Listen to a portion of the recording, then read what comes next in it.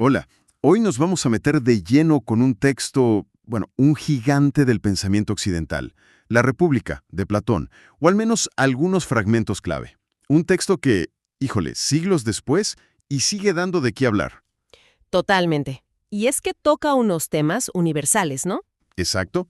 Tenemos aquí pasajes que van sobre, bueno, qué es la justicia realmente, cómo sería una sociedad perfecta o ideal, quién debería mandar, y luego temas como qué onda con los artistas o hay algo después de morir. La idea es que juntos le entremos a desmenuzar estas ideas de Platón, entender por qué impactaron tanto y por qué, pues, todavía nos resuenan hoy. Y la forma en que empieza es curiosa, ¿no? Sí, sí. O sea, Sócrates baja al puerto, al Pireo, para una fiesta religiosa y termina en casa de Céfalo, un señor ya grande, con dinero. Y lo que empieza como una charla sobre la vejez y la riqueza. Se convierte en una discusión filosófica monumental. Céfalo dice que, bueno, tener buen carácter ayuda en la vejez, pero que la lana también, ¿eh? Porque te permite no deberle nada a nadie, ni haber engañado, y eso da paz al final. Ah, claro. Incluso cita a Sófocles, el poeta, que decía que la vejez lo liberó de la tiranía del sexo, como escapar de un amo loco, dice. Y justo ahí, hablando de pagar deudas, Céfalo suelta, casi sin querer, la primera definición de justicia: ¿Qué es? decir la verdad y devolver lo que uno debe. Suena, pues, bastante de sentido común, ¿no? La primera vista, sí. Pero ahí entra Sócrates, como siempre, con la pregunta incómoda. Oye, ¿y si un amigo te prestó un arma, pero ahora se volvió loco, sería justo devolvérsela sabiendo que puede hacerse daño o dañar a otros? Pues no, claro que no. Exacto. Entonces, esa definición tan simple, como que no aplica siempre.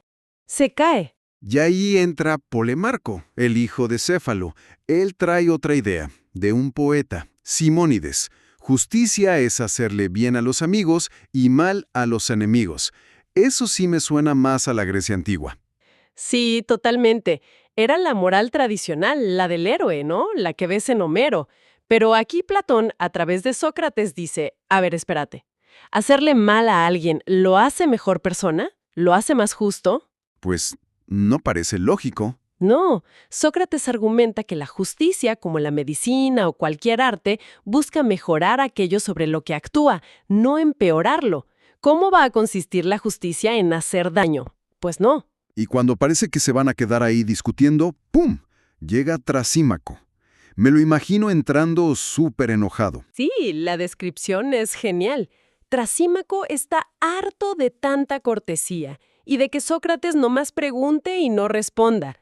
Les dice que dejen de hacerse tontos y exige una respuesta. Y entonces suelta su tesis. Brutal. La justicia es simplemente lo que le conviene al más fuerte, o sea, al que gobierna. Órale. El que tiene el poder pone las reglas a su favor, y a eso le llama justicia. Exacto.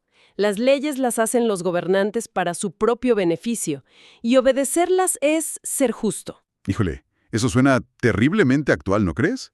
Casi parece describir cómo funcionan muchas cosas. Definitivamente, tiene ese toque cínico o realista si quieres. Pero Sócrates no se queda callado. Usa sus analogías. El médico de verdad busca curar al enfermo, no ganar más dinero a sus costillas. El buen piloto busca salvar el barco y la tripulación, no su pellejo. Ah, claro, el arte de gobernar. Exacto. El verdadero gobernante, si practica bien su arte, debería buscar el bien de los gobernados, no el suyo propio. Aunque fíjate, Sócrates sí admite algo interesante, ¿Qué cosa? que quizá los buenos de verdad no quieran gobernar por ambición, y que entonces habría que, pues, pagarles, con dinero, con honores o con el castigo de que si no gobiernan ellos, los va a gobernar alguien peor. Vaya. O sea, gobernar como un mal necesario, para el bueno. Algo así.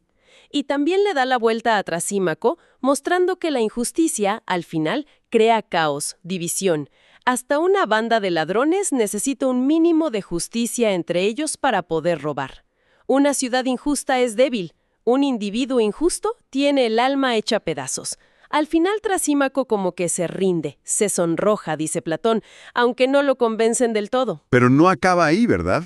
Entran los hermanos de Platón, Glaucon y Adimanto. Así es, le dicen, Ok, Sócrates, callaste a Trasímaco, pero no nos has convencido de que ser justo sea bueno por sí mismo, aunque nadie te vea, aunque sufras por serlo. Y ahí es donde entra el famoso anillo de Giges. El anillo de invisibilidad. Justo, un pastor encuentra un anillo que lo hace invisible, y Glaucon pregunta, ¿habría alguien tan pero tan justo que no usaría ese poder para su beneficio, para robar, matar, seducir sin que nadie se entere? La respuesta que sugiere es pesimista. Sí, que nadie se resistiría.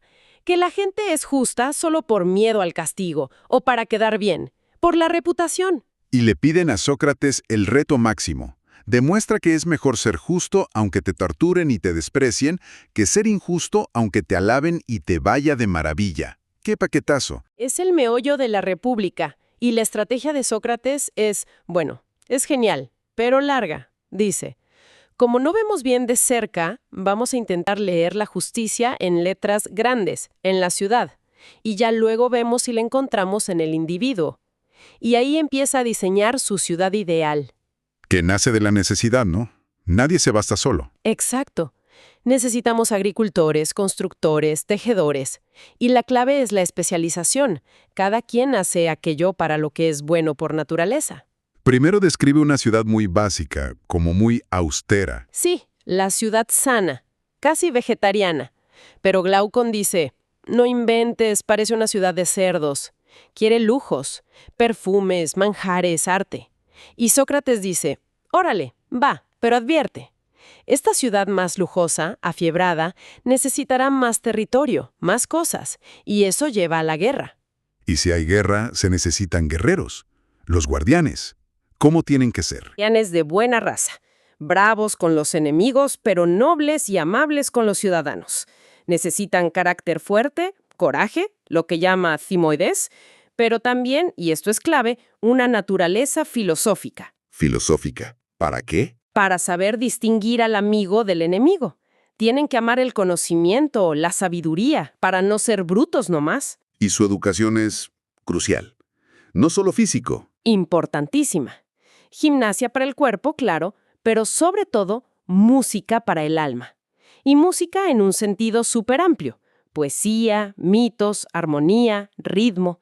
Pero con censura estricta, ¿eh? Nada de contar historias donde los dioses se portan mal o los héroes son llorones.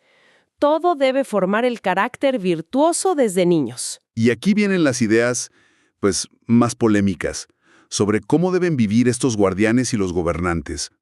La comunidad de bienes. ¿Sí? Para que no se corrompan por el interés personal, los guardianes no deben tener propiedad privada más allá de lo básico. Viven juntos, mantenidos por la ciudad, como, no sé, una orden militar o monástica. Solo aplica a la élite, ojo, no a los productores. Pero todavía más radical. Nada de familia tradicional para ellos. Comunidad de mujeres e hijos. ¿Cómo se justifica eso? Es quizá lo más chocante. La idea es lograr la unidad máxima del Estado. Si no hay familias privadas, no hay lealtades encontradas. Todos los adultos de una generación serían como padres y madres de todos los niños de la siguiente.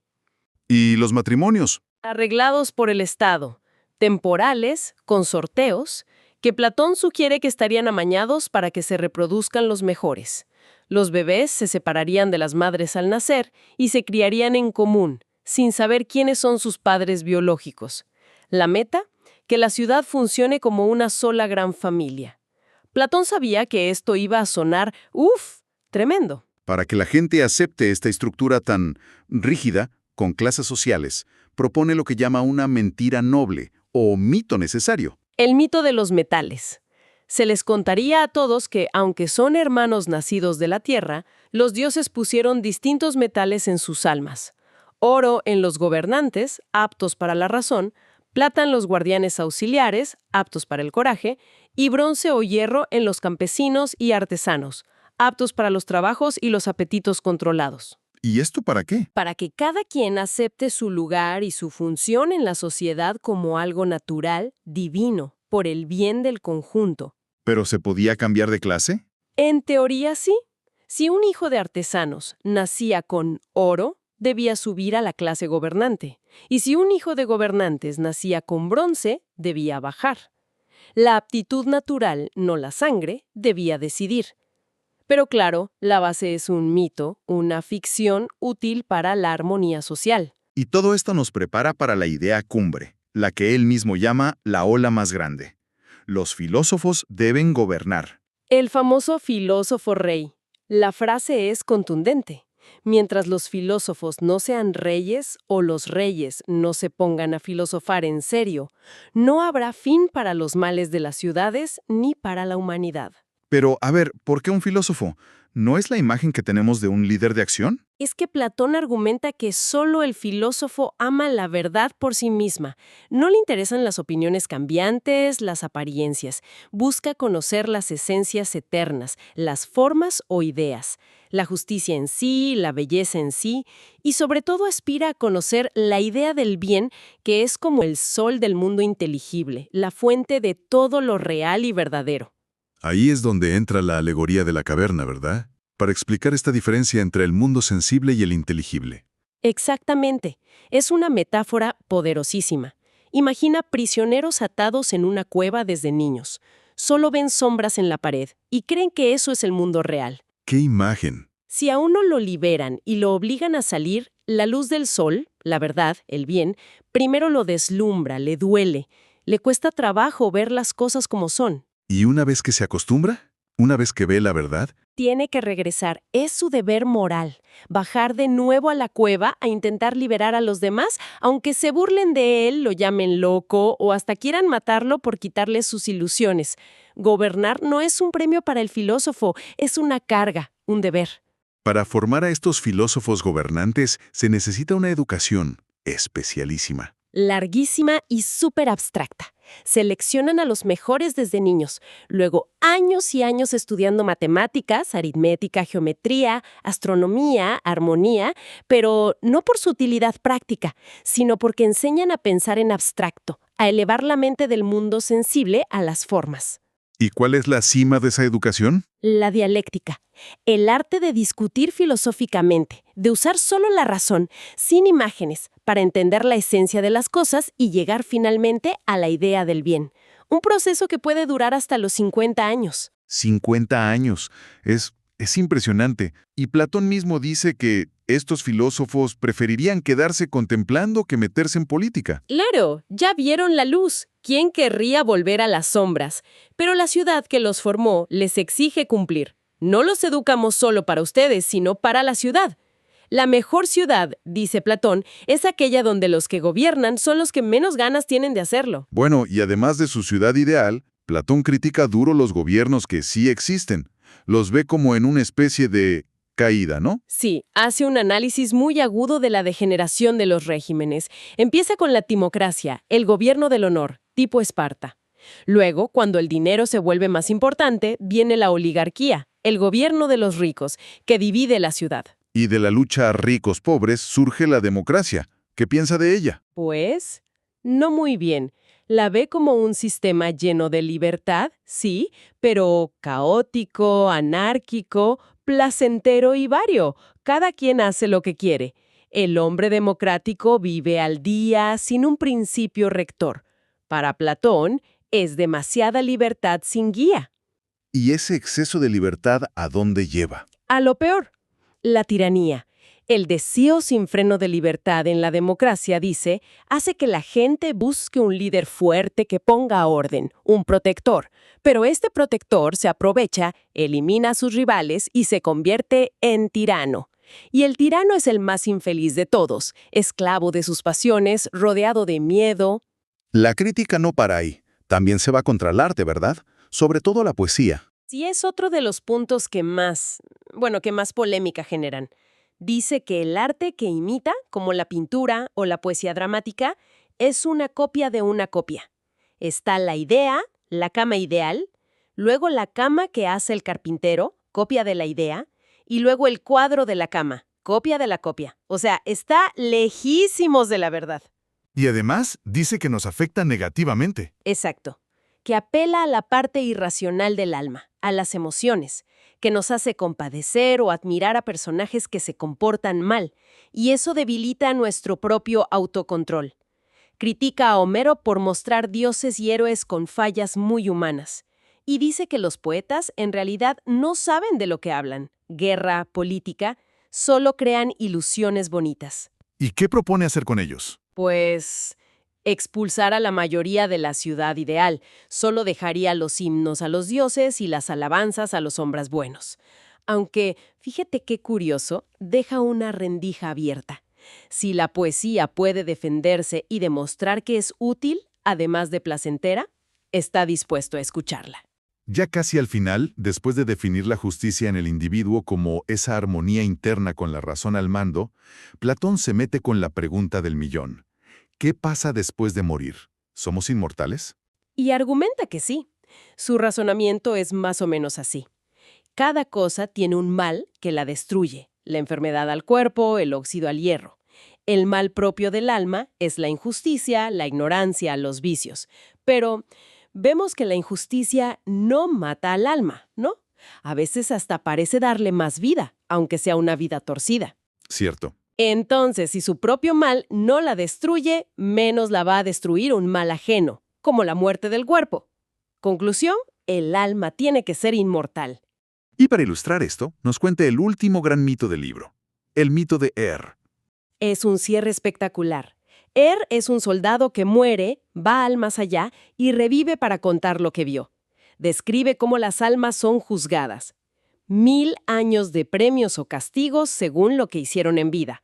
Los tiranos y los muy malos reciben castigos terribles, eternos. ¿Y después del juicio? Viene lo más importante, la elección de la siguiente vida. Las almas llegan a un lugar cósmico ante las parcas, las diosas del destino, y les ponen delante un montón de patrones de vida. Vidas de reyes, de artesanos, de tiranos, de animales. ¿Y tienen que elegir? Tienen que elegir cuál será su próxima encarnación. El orden para elegir se sortea, pero la elección en sí es libre. La culpa es del que elige. El dios es inocente, dice el mito. La virtud no tiene dueño, depende de cuánto la valores. ¿Y las elecciones que cuenta son para pensar? Muchísimo. El que elige primero a veces se va por lo más llamativo, como una gran tiranía, y luego se da cuenta del horror que eligió. Los que vienen del cielo, que fueron buenos sin pensar, a veces eligen mal porque no conocen el sufrimiento. Los que vienen de la tierra, que han sufrido, suelen ser más prudentes. Y luego están los héroes. Odiseo, harto de problemas, elige la vida sencilla y anónima de un hombre cualquiera. ¿Cuál es el mensaje final entonces? Pues la enorme responsabilidad que tenemos sobre nuestra propia vida y carácter.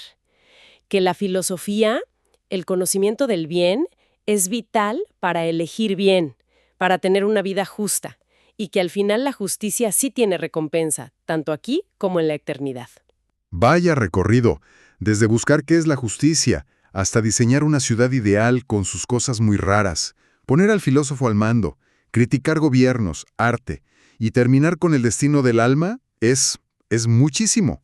Lo fascinante aquí es cómo estas preguntas de Platón, aunque sus respuestas nos parezcan a veces extremas o hasta inaceptables hoy, la censura, quitar la familia, la mentira útil, nos siguen retando. ¿Qué es una sociedad justa? ¿Cuánta libertad sacrificamos por el orden? ¿Quién debe gobernar? ¿Importa el conocimiento para vivir bien? Siguen abiertas, ¿no? Totalmente. Y quizá para quedarnos pensando, Platón insiste muchísimo en la armonía interna, ¿no? La razón controlando las pasiones. En nuestro mundo de hoy, tan lleno de ruido, de distracciones, de jalar para todos lados, ¿cómo le hacemos para cultivar esa ciudad interior ordenada? ¿Tenemos otras herramientas, más allá de las que propuso Platón, para buscar esa armonía personal que él veía tan, pero tan clave?